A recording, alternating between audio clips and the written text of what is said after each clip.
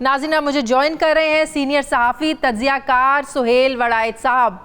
अस्सलामुअलैकुम, बहुत बहुत शुक्रिया सुहेल वड़ाइद साहब आपका। आज़म नज़ीर तारड़ साहब मेरे साथ थे, कह रहे थे कि जो चचा भतीजी में एक रिफ्ट की जो बातें हो रही है ये शगुफ़े ही रहेंगे, इसमें कोई हकीकत बात नहीं है। लेकिन हम भी ये बात जानते हैं कि शहबाज शरीफ साहब की जो एक सोच है, मुफाहिमाना सोच, जिसके लिए वो नवाज शरीफ साहब के लंदन जाकर पैर पकड़ने के लिए भी तैयार थे, और वो मरियम नवाज साहिबा जिन्होंने आज कहा कौन सी डील, कैसी डील, हम पागल हैं कि इतनी जद्दोजहद करने के बाद भी डील कर लेंगे। तो एक सोच में, एक पॉलिसी में एक फ़र्क तो नज़र आता है ना सुहेल वड़ाइद साहब आपको? देखिए शाजिया, सोच में फ़र्क है, रास्ते में फ़र्क है, लेकिन मंजिल तो एक है। मंजिल ये है कि सियासत को किस तरह से कामयाब करना है, लोगों को किस तरह अपने साथ रखना है और किस तरह से इक़्तिदार हासिल करके अपने नज़रिए को नाफज करना है। तो जब सोच एक है, रास्ता एक है और उसकी मंजिल एक है, तो रास्ते अलग अलग हो सकते हैं, उनके रास्ते अलग हैं, वो जानबूझ के करते हैं, गुड कॉप बैड कॉप खेलते हैं। इनकी पॉलिसी आपस में बैठ के बनाते हैं, रास्ते दो हैं, हदफ एक है, और हदफ ये है कि किस तरह कामयाबी हासिल करनी है। सही।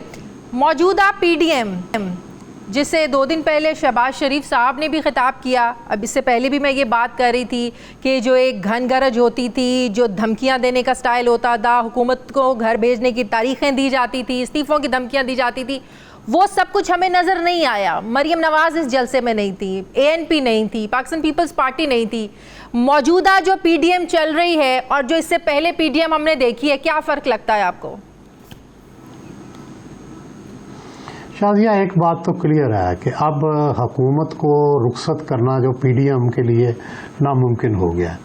जो पहले ये तासुर था कि PDM कोई लॉन्ग मार्च करके, कोई एहतजाजी तहरीक चला के, नो कॉन्फिडेंस करके हुकूमत को घर भेज सकती है, वक्त के साथ साथ ये तासुरात जो है ख़त्म हो गए हैं। अब तो लगता है सारी गेम अगले इलेक्शन की है, अगले इलेक्शन के लिए सारे अपनी बेट्स लगा रहे हैं, चाहे वो PDM हो, चाहे तहरीक इंसाफ हो, चाहे नून लीग हो, चाहे पीपल्स पार्टी हो। अब तो अगले इलेक्शन की तरफ सारे देख रहे हैं। बिल्कुल आपने सही कहा, क्योंकि शहबाज शरीफ साहब ने भी परसों अपने जलसे में यही कहा कि वोट की ताकत के जरिए हम इस हुकूमत को घर भेजेंगे। उन्होंने कोई इस्तीफों की बात नहीं की, उन्होंने कोई जोर जबरदस्ती की बात नहीं की, उन्होंने कोई धरने की बात नहीं की, कोई किसी ऐसी एक्टिविटी की बात नहीं की। ये आपकी बात बहुत हद तक बिल्कुल ज़बरदस्त आप कह रहे हैं, ठीक कह रहे हैं।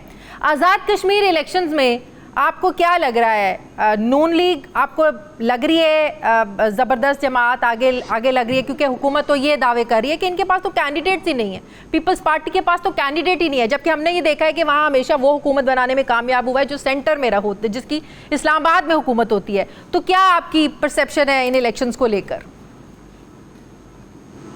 जी, बार बार तजर्बों से यही साबित हुआ है कि जिसकी सेंटर में हुकूमत होती है, जो गिलगित बल्तिस्तान के लोग या आज़ाद कश्मीर के लोग जो हैं वो उसको ऑप्ट करते हैं, क्योंकि उन्हें पता होता है फंडिंग जो है फेडरेशन ने देनी है। हाँ। तभी उनका कोई फ़ायदा है। अगर वो ऐसी पार्टी को ले आएंगे जिसकी हालात ख़राब होंगे फेडरल गवर्नमेंट से, तो उसको कोई चलने नहीं देगा, इसलिए लोग उसको वोट देते ही नहीं हैं हमें। और दूसरा यह है कि नून लीग ने हुकूमत कर ली, अब जाहिर है अगली किसी न किसी नई पार्टी जो है, और इसमें PTI का ज़्यादा चांस है। हाँ, बाकी पॉकेट्स पीपल्स पार्टी की भी हैं, नून लीग की भी हैं, लेकिन ज़्यादा चांसेस जो हैं वो PTI के होंगे। सही। एक आखिरी सवाल सुहेल वड़ाइद साहब, असम्बली के अंदर एक हमें बड़ी तब्दीली नजर आई। एक माहौल हमने वो भी देखा जब बजट की कॉपियां चल रही थी, वो माहौल भी देखा जब गालिम गलोच हो रहे थे, वो माहौल भी देखा, एक दूसरे को धक्के दिए जा रहे थे। फिर एक दिन वो भी आया, अपोजिशन ने बड़ी तमीज़ के साथ, तहजीब के साथ प्राइम मिनिस्टर की तकरीर सुनी। फिर जो हुकूमती लोग थे, ट्रायरी बेंच के लोग थे, उन्होंने अपोजिशन की तकरीरें सुनी। तो ये कितना बड़ा आपको चेंज लगा और आपको लग रहा है ये आगे भी चल पाएगा? देखिए शाजिया, होना तो यही चाहिए किसी भी एक डेमोक्रेसी के अंदर, पार्लियामेंट्री डेमोक्रेसी के अंदर। हमारी हालांकि हालत बड़ी ख़राब रही है, बड़ी चेकर्ड हिस्ट्री है, लेकिन इसके बावजूद बड़े बड़े अच्छे पार्लियामेंटेरियंस पैदा हुई हैं, बड़ी बड़ी पार्लियामेंट के अंदर अच्छी तकरीरें हुई हैं। तो हमें दोबारा उस तरफ जाना चाहिए कि पार्लियामेंट के अंदर डिबेट्स हों, वहाँ पे तकरीरी मुकाबला हो, एक दूसरे से बात करें।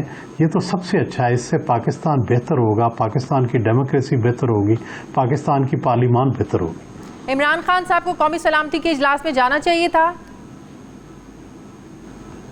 बिल्कुल जाना चाहिए था। मेरा ख्याल है जिसने भी उन्हें मशवरा दिया है ना जाएं, चाहे अपोजिशन नहीं दिया है, गलत दिया है, उन्हें जाना चाहिए था, बैठना चाहिए था। ये एक रेयर अपॉर्चुनिटी होती है जिसमें आप अपोजिशन के साथ मिलके एक इत्तेहाद और एक पूरे मुल्क की सतह पे आप बात करते हैं कि हम सब इकट्ठे हैं। मेरा ख्याल है कि ये मुनासिब नहीं था। अब अगर अपोजिशन ने भी ये किया है तो गलत किया। लेकिन ये तो अपनी जगह एक हकीकत है कि रकबे के लिहाज से और सबसे बड़े और आबादी के एतबार से सबसे छोटे सूबे को क़याम पाकिस्तान के बाद से ही इसके सियासी, मुआशी और समाजी हुकूक से महरूम रखा गया है। वज़ीर-ए-आज़म इमरान खान की हुकूमत की तरह तकरीबन हर सरकार ने ही बलूचिस्तान को जहां हुकूक देने की बात की, वहीं नाराज़ बलोचों के साथ सुलह करके कौमी धारे में लाने की कोशिशें भी हुई, लेकिन अभी तक मुकम्मल तौर पर सुलह करके किसी को मुतमईन नहीं किया जा सका और ना ही वो उन्हें हुकूक दिए गए जिनके माजी में दावे किए जाते रहे, नारे लगाए जाते रहे। बलूचिस्तान में मज़ामती तहरीक तो क़याम पाकिस्तान के वक्त बानी पाकिस्तान मोहम्मद अली जिन्ना की ज़िंदगी में ही शुरू हो गई थी, जब बलूचिस्तान की सबसे मोतबर और मोहतरम शख्सियत खान क़ल्लात के पाकिस्तान के साथ रहने के फैसले के खिलाफ उनके ही अपने भाई आगा अब्दुल करीम अपने सैकड़ों साथियों के साथ झालावान की पहाड़ियों पर चढ़ गए थे, मगर असलहा और वसाइल की कमी की वजह से ये जो मज़ामत थी ये चंद महीनों बाद ही दम तोड़ गई थी। फिर 1948, 1958, 1962 और फिर 1971 की लड़ाइयों के बाद जब वतन अजीज़ में पहली बार बालिग़ राय दही की बुनियाद पर इंतखाबात हुए तो बलूचिस्तान की नुमाइंदा सियासी तंजीम नेशनल अवामी के मुक़्तदर और मुतअद्दिल रहनुमा मीर गौस बख्श बजिंजो ही नहीं बल्कि पहाड़ों पर असलहा लेकर बैठे मरी मेंगल बुगटी कबाइल के जो नाराज़ सरदार थे और नौजवान नवाबों ने उन इंतखाबात में हिस्सा लिया था। फिर 1973 के आइन पर एक नवाब खैर बख्श मरी को छोड़कर बलूचिस्तान के कौमी और सूबाई असम्बली के तमाम जो अरकान थे उन्होंने दस्तखत भी किए और रियासत पाकिस्तान से वफादारी का हल्फ भी उठाया। फिर आती है 80 और 90 की दिहाई, जब साबिक सदर जनरल परवेज़ मुशर्रफ और उनके बाद की जो हुकूमतें थीं उन्होंने जो उस वक्त वहाँ काम किए, जो तजुर्बे किए, उनकी वजह से बलूचिस्तान के मसले को गुंजलक और फिर गंभीर तो होना ही था, ये हकीकत सब जानते हैं। बिलाशुबा जनरल मुशर्रफ की हुकूमत के नुमाइंदे के तौर पर जब चौधरी शुजात हुसैन और मुशाहिद सैयद ने नवाब अकबर खान बुगटी से मुज़ाकरात का एक सिलसिला शुरू किया तो इसे नतीजा खेज बनाया जा सकता था, मगर फिर यही वो वक्त था जब जनरल परवेज़ मुशर्रफ मरी के इलाके में जलसा करते हुए एक रॉकेट हमले में बाल बाल बच गए। फिर जनरल परवेज़ मुशर्रफ ने इसकी बराह रास्त जिम्मेदारी मरी और बुगटी पर डाल दी थी। बलूचिस्तान में फिर 5वीं मज़ामत चल रही थी जिसमें 2006 में नवाब अकबर खान बुगटी की एक फ़ौजी ऑपरेशन में हलाकत के बाद फिर इसमें शिद्दत आ गई, जिसके बाद से लेकर अब तक कभी इसमें तेज़ी आती है तो कभी कमी आती रही है। इस खित्ते के बड़े खिलाड़ी हत्ता के रवायती दुश्मन भारत भी बलूचिस्तान को लेकर हमेशा से चौकन्ना रहा है और इन नाराज़ बलोचों को हमेशा से उकसाया है और दहशतगर्दी करवाने का कोई भी मौका भारत ने हाथ से नहीं जाने दिया। सी पैक और गवादर की इक्तसादी और जोग्राफियाई अहमियत के सबब पाकिस्तानी रियासत के दुश्मनों के लिए बहरहाल बलूचिस्तान अपने वसी रकबे और खुली मगरबी सरहदों के सबब एक सॉफ्ट टारगेट रहा है।